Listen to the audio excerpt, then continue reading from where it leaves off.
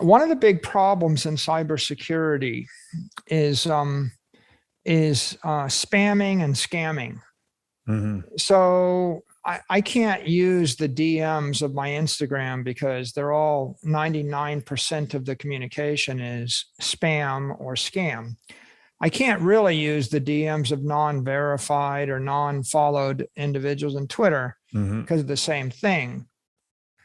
I can't really use email without very expensive email filters that are continually filtering out spam and scam and the like. So there's massive amounts of cyber insecurity. Every single day, if you have a website, it gets attacked sometimes by a denial of service attack. There are all sorts of hostile actors that will do DDoS attacks all the time. The reason for DDoS attacks and scam and spam is there's no cost to attack it. There's no skin in the game. And so what we need is to introduce skin in the game. The way to do it is to require a value exchange whenever you move through a router. If you had to pay a price to send a message, at some point you would attenuate large amounts of that scammy, spammy activity. I mean, that's why proof of work was invented in the first place, right? Adam Back was trying to come up with a solution to stop spam. But the other thing you can do is you can actually tie the value, say 100,000 Satoshis, as a security deposit into your persona online. If you posted 100,000 Satoshis to your Twitter account, and if they gave you an orange check, and that was your security deposit, then the understanding would be, if you misbehave, you get fined. And if you're a malicious actor, maybe you forfeit the security deposit. This is the way it works when you're renting a home. This is the way it works in all the real world. You're a bonded laborer.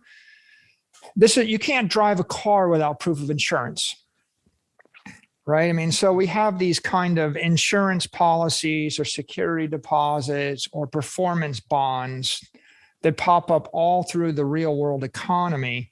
And in the absence of all of those, because you're a real world actor, you have a risk. And the risk is if you misbehave, you have culpability. You're responsible. You may get pulled over by a cop. If you say something rude to somebody's wife, you may get punched in the face. I mean, you have either economic skin in the game or you have actual skin in the game. If you walk out onto a bridge that's rickety and you screw around and do backflips and you fall off the bridge, you may die. There are consequences in the real world and the economic world, but there are no consequences in cyberspace for many of these activities. And so the result is people actually even create programs to create bots. And I might spit out 100 million fake Michael Saylors that do irrational, malicious things, and they're not even me. They can't die. Right? And the result of that, by the way, when you do that, that's a denial of service attack. The result of that is cyber insecurity.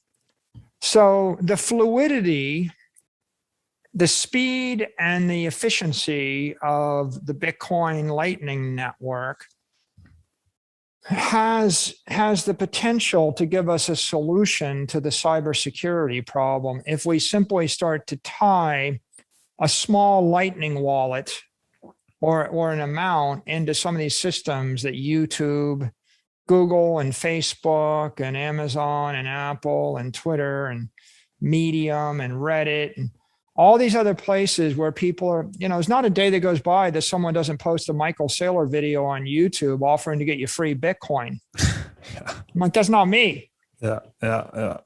But there's no verification on YouTube or registration. So if you had to actually post some deposit and if you were forfeited the deposit, by the way, it's not that they don't take down the accounts, they do.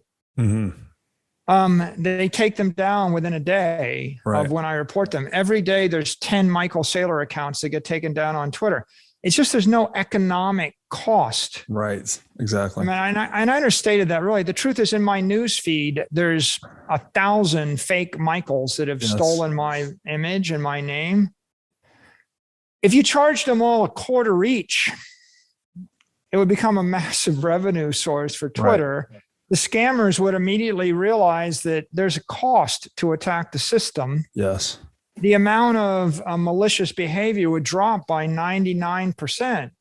This is a tragedy of the commons, effectively, right? The freeloader problem, where there's no cost to these imitators, so they just keep repeating it. And apparently it's a profitable enterprise because, to your point, there's new ones every day. And so the reason it exists is because the fiat standard system makes it too difficult to actually post something of monetary value. Right.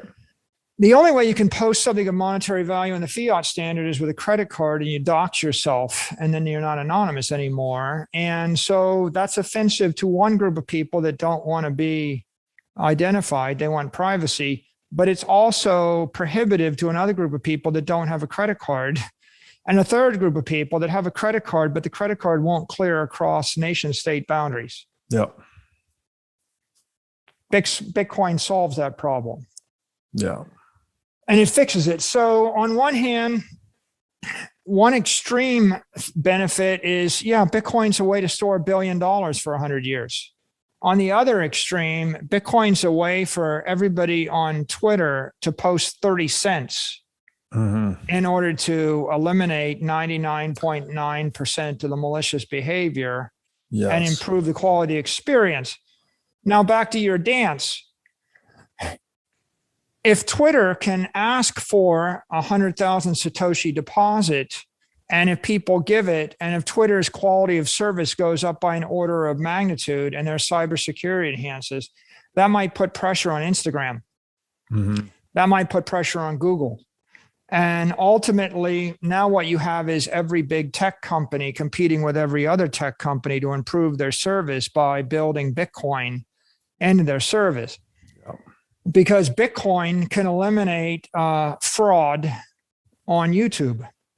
And Bitcoin can eliminate fraud and cyber insecurity on Instagram. And so you've got something. It's like, why do I adopt this new technology? Because I can or because I need to? The early adopter does it because you can, and the later adopters do it because they need to. If PayPal doesn't roll out Bitcoin and Square does, then Square starts to eat PayPal's lunch, right? And if PayPal and Square both roll out Bitcoin and Apple and Google don't, right, then they're at a loss, right? So you have competition that's embracing new technology to progress the civilization to a better space. Bitcoin's the future for cyber. It's the promise of cybersecurity. Right. In fact, that's the great irony. People criticize Bitcoin as maybe being a tool of cyber hackers, but the ultimate destiny of Bitcoin is to make cyberspace safe for 8 billion people.